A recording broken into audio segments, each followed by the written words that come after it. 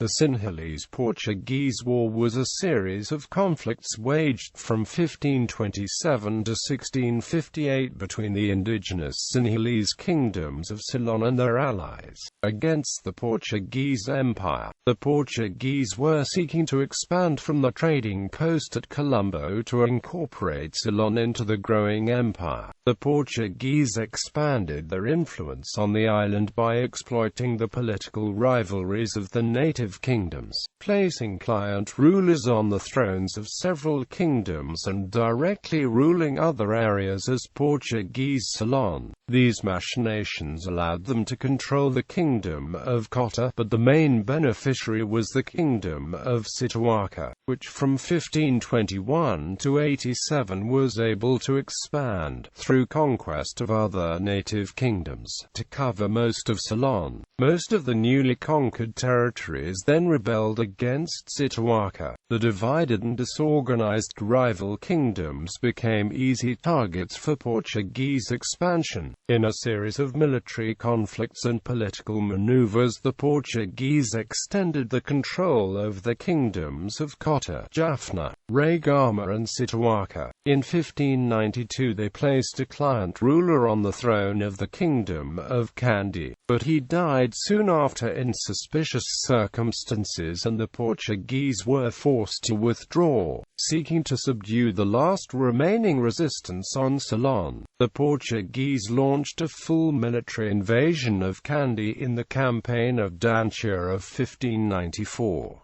The invasion was a disaster for the Portuguese, with their entire army wiped out by Kandian guerrilla warfare. The war became a stalemate, with further Portuguese attempts to conquer Kandy repeatedly repulsed, whilst the Kandians were unable to oust the Portuguese from the rest of the island. However, the Portuguese were able to conquer the Vani chieftains in 1621.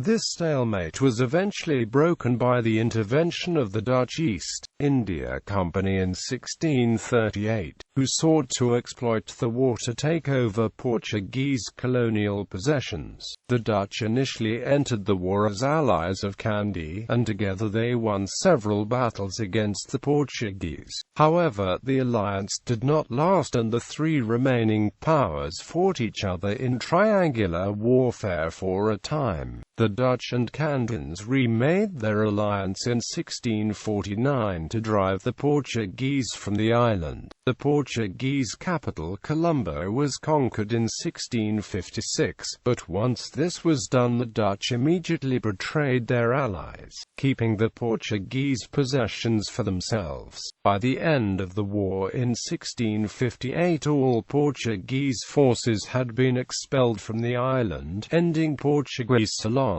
The Kingdom of Kandy was the only surviving indigenous state on Salon, ruling almost half of the territory. The Dutch were left in control of the major population centers, forming Dutch Ceylon. Origin. The Portuguese arrived in Sri Lanka in 1505 and established trade relations with the Kotte kingdom. During the early 16th century their intentions were directed towards defending the trading interests, particularly the lucrative spice trade. However, with time this policy gradually changed to territorial ambitions with the objective of outright conquest. Island resources. Sri Lanka's strategic location for both trade and naval security and rise of the Mughal Empire in India were influencing this change. In 1521, the three sons of the Kotte king Vijayabahu VII rebelled against the father. After killing Vijayabahu, his sons divided the kingdom among themselves in the spoiling of Vijayabahu. Mayadon received the kingdom of Sitawaka. Pararaja Singha was given the principality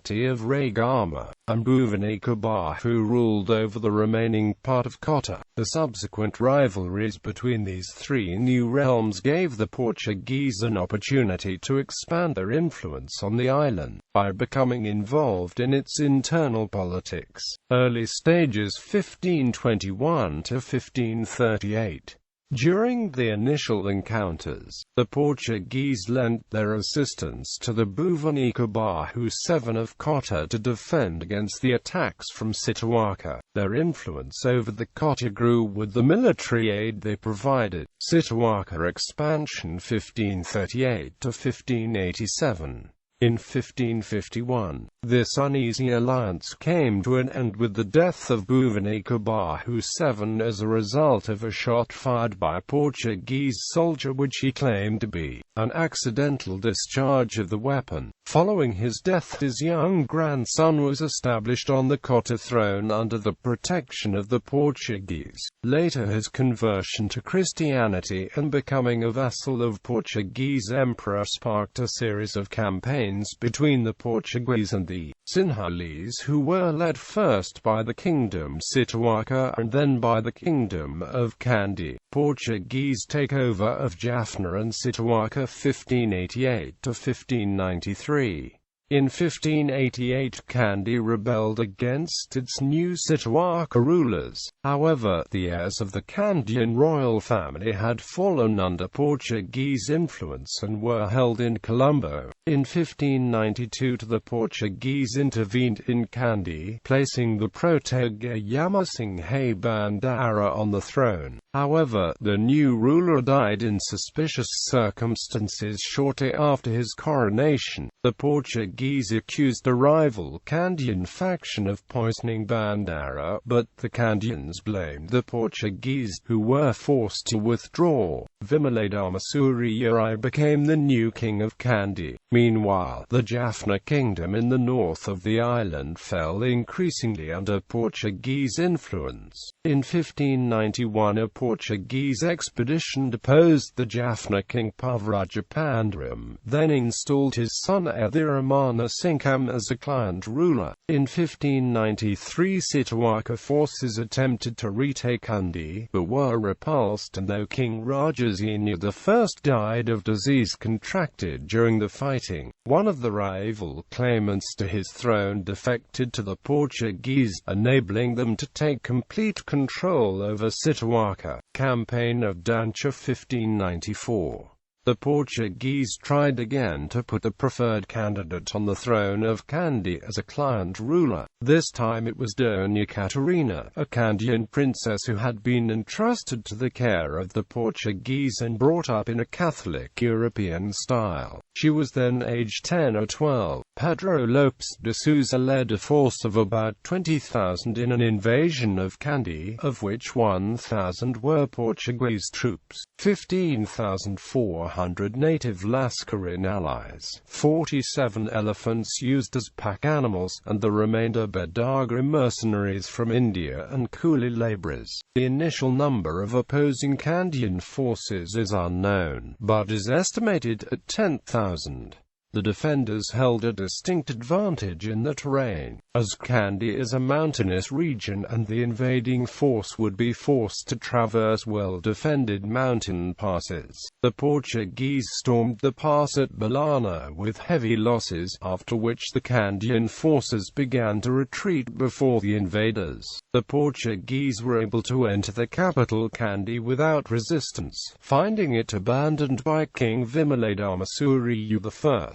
Dona Catarina was crowned as the new ruler of the Kingdom of Kandy. However, she and her Portuguese advisors were unpopular rulers, particularly after rumors spread that she was to be married to a Portuguese husband. Vimaladamasuriyu's forces engaged in guerrilla tactics, attacking Portuguese foraging parties and cutting off lines of supply and communication. A large Portuguese Lascarin raiding party of 3,000 men was surrounded and destroyed in the UVA region. Shortly thereafter, evidence was found that Jayavira Bandara Mud Ali, one of the Lascarin chieftains, was preparing to betray the Portuguese to Vimaladamasurya. Part of this evidence was later shown to be fabricated by Vimaladama Surya, but Jayavira was killed as a traitor before this was realized. The death of Jayavira led many of the Laskarins to desert, along with all of the Badaga mercenaries.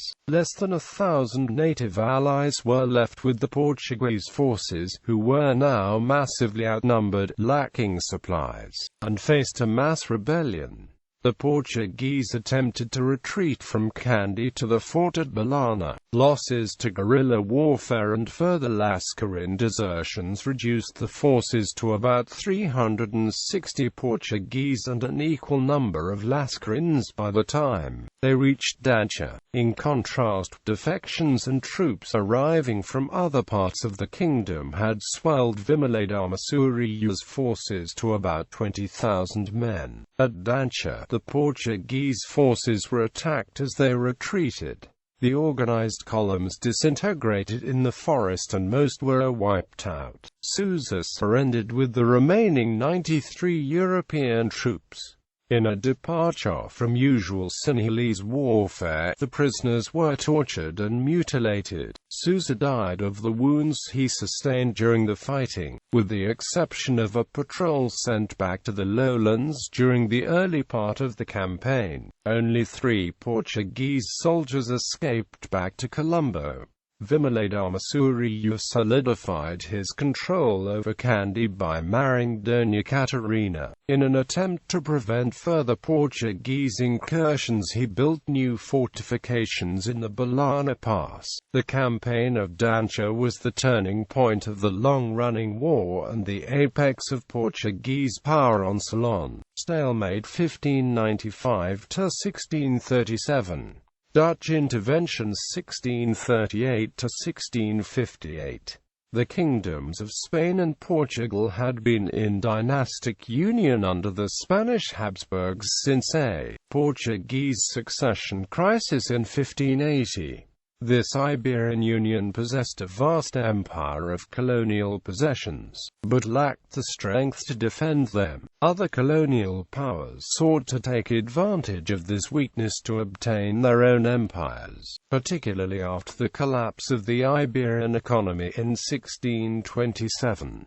The Spanish overseas possessions were generally better defended than Portuguese ones, which were widely scattered and difficult to reinforce. A rival Dutch empire engaged in the 80 Years' War against its former master, Spain, concentrated its overseas efforts on conquering parts of the Portuguese Empire in the Dutch-Portuguese War. The Dutch East India Company sought to oust the Portuguese from the East Indies and Indian subcontinent so they could control the lucrative spice trade. Seeing an opportunity to undermine the Portuguese on Salon, the VOC made contact with the Kingdom of Kandy. Confidence in the Kandian forces rose after they defeated a Portuguese army at the Battle of Ganaruwa in March 1638.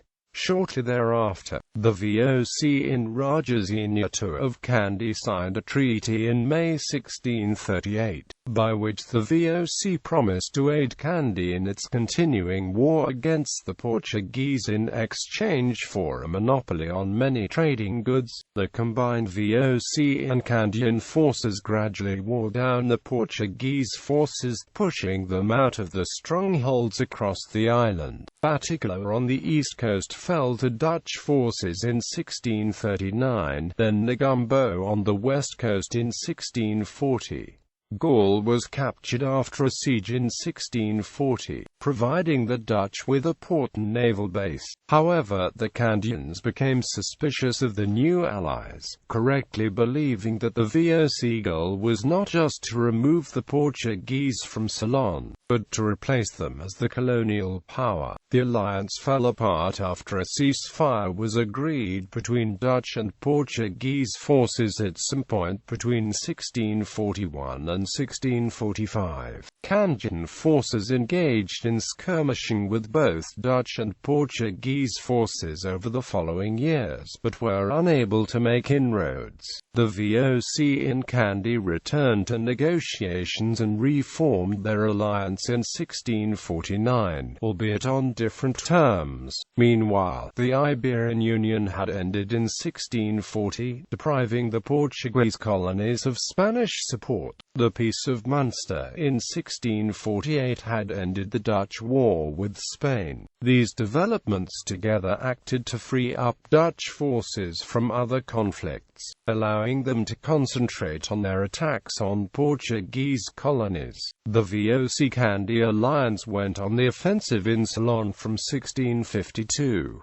Whilst Kandy controlled the interior of the island, it was landlocked and the Dutch fleet were able to dominate the coast. Two naval actions were fought between the Dutch and Portuguese on the 23rd of March near Colombo and the 2nd of May 1654 near Goa. The Portuguese won the first battle, but lost their entire Indian subcontinent fleet in the second. The Dutch placed the main Portuguese base of Colombo under siege in 1655. Raja Singha no longer trusted the Dutch and insisted that Colombo be ceded to Kandy as soon as it fell. However, when the city finally fell in 1656, the Dutch immediately closed the gates against their ally. Faced with a complete breakdown in relations with the Dutch, the Kandians broke off the alliance and pillaged the area around Colombo. They then retreated back inland and resumed the war with the Dutch, which would continue intermittently for the next century. The last Portuguese forces were expelled from Salon entirely in 1658. The VOC was left in control of Colombo and much of the surrounding coastline, forming Dutch Ceylon. Aftermath. By the end of the war, the Portuguese had lost all of the possessions on Salon along with the trading rights. Portuguese Ceylon ceased to exist. The Dutch were left in control of numerous ports and fortifications along the coastline, along with the major population centres of Colombo and Gaul.